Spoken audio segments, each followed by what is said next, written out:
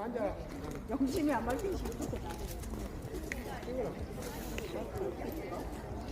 지도로 보고 있네. 이렇게도 저렇게도 밝히시. 이건 왜 잘안 되는데? 맨 전에 보고 내만 보고 해야 되는데.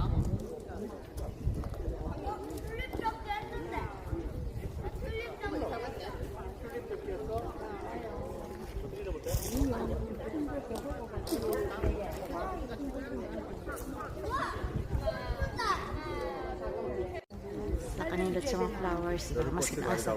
Magliwag ka kasama ko si Sir. Sure.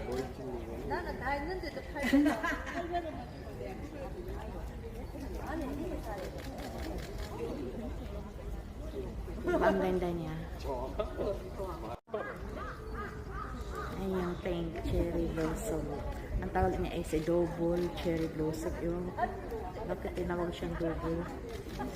Yung first week of April, white cherry blossom yun. Ayan siya.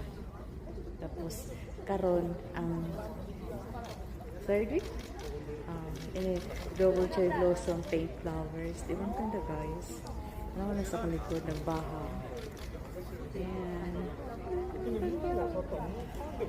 As in.